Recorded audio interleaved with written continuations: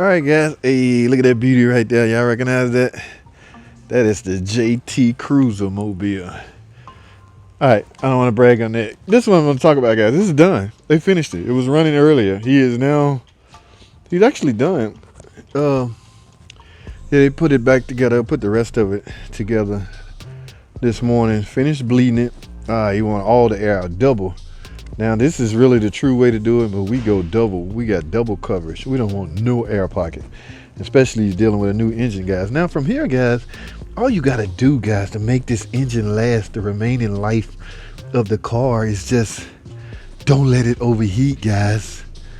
Okay, this engine is bad enough from a standpoint of sludging. The last thing you want is to let it overheat. So follow me here. First sign of overheating, do something. Okay, now this car has that look like an old radiator. I'm sure they went back in. I think the water pump was equipped with it. It had to be. If there's a water pump still on here, they didn't transfer it. Maybe they did.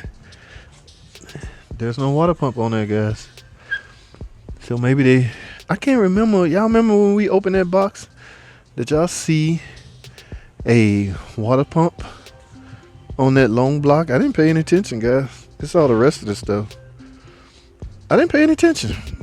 But the water pump is good. I assume he wouldn't put it back together if it wasn't. So he got it all bled, new oil and filter. So there's no overheating whatsoever. So that's all you got to do to help this engine last. All right. Keep that in mind, guys. But especially an all aluminum engine, don't let it overheat. Not even for a good 5 minutes, guys. All right, stay up on that. All right. So yes, remember we talked about this the other day. They're gonna put all that back together. There go this Ego diesel. I'm gonna see what they're gonna do. That can go in the scrapyard if they done with it. But 62 TE, they won't let me build them no more. So I don't know what I'm gonna do. Anybody want to buy some overhaul tools? 62 TE overhaul tools. I don't know. All right, guys. Not much. We winding down. It's time for the weekend, guys. Super Bowl weekend. All right. Oh, I don't know what's going on here. Ticker maybe. Got the valve cover off. Oh, maybe an electrical issue, guys. Got the. I'm not sure if this is a tip 'em. Depending on the year, it could be just a straight fuse box. All right. There's a difference, guys.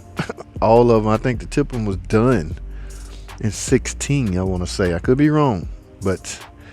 The tipping was done. That was an experiment. Okay. In fact, bad experiment. All right. But it served its time, guys. We've moved on to newer and better thing. I have no idea what's going on with this. All right. Now we in my neck of the woods. What I'm doing to this. Oh, seats, heated seats. Yes, guys. It's still kind of cold and people want their leather seats.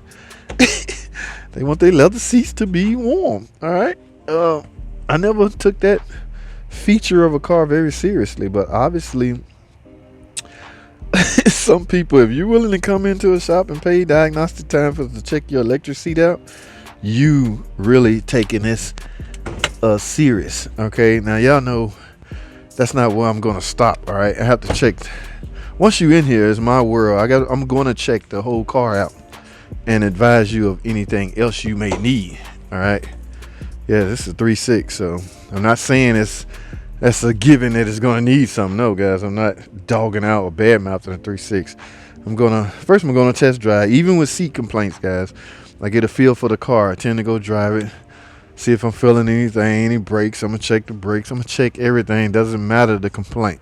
Hey, they finally brought these parts. Tom probably recognized this stuff. These recall parts, guys. This is an airbag. And this is an alternator on that Jeep Grand Cherokee. Yes, guys. A lot of those still have not been done. We are in the process of doing all of them. We're just doing them in phases. Airbag, that is. We're doing the passenger side and the driver's side. From what I've heard, it's not just a FCA thing. A lot of car makers are getting rid of their old airbag system for some reason, some safety reason, obviously, because it's a recall, right? Yeah, so that is the passenger side airbag and an alternator for Grand Cherokee. All right, here go Pacifica Oh, inside stuff, nothing going on in the hood. So who knows what they're chasing, guys. You got to be aware of these points, guys. That battery power supply travel away from the rear of the van to the front of the van. So, and there has to be connections. It's not just one big old cable. There are some connection points. All right. I wouldn't think nothing. Oh, this hybrid. I'm going out the front. This hybrid, guys. So, yes, you got to be extremely careful when you're dealing with anything electrical on these. I love these vans. I'm not a big fan of the hybrid. All right. What? Oh, Chrysler 300. Oh, this guy, he always get the gravy. Look at these goodies, guys. Yes, tensioner struts. Oh, look at that coolant flush.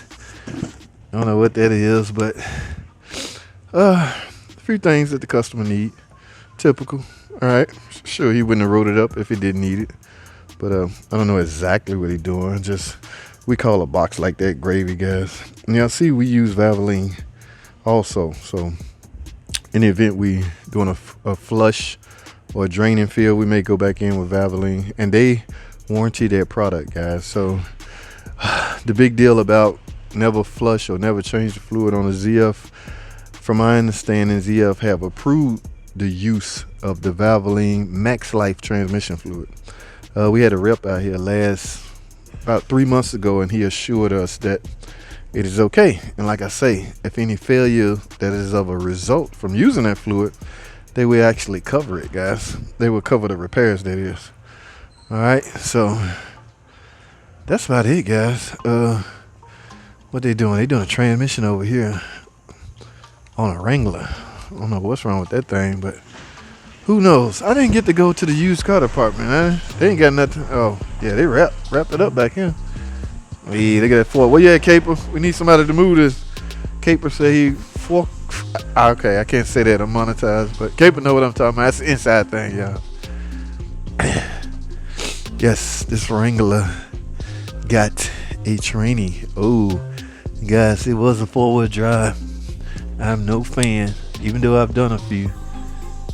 Wow, this is a 42 RE, guys. This is a little bitty 4-speed. Yes, this is a 4-speed Wrangler. This must be an older model. Oh, these are a piece of cake. It's 4-wheel drive, which makes a lot more stuff to come off, but yeah, these are fairly easy, guys. Boy, I used to sling these out, take them out, but we used to overhaul them. Now, this doesn't look like Mopar, so this is a aftermarket, actually. So, all right, that's it, guys. I'm done. That's all I have. Let me get out of here, guys. Thanks for watching. Comment, subscribe, and I'll see y'all in the next video.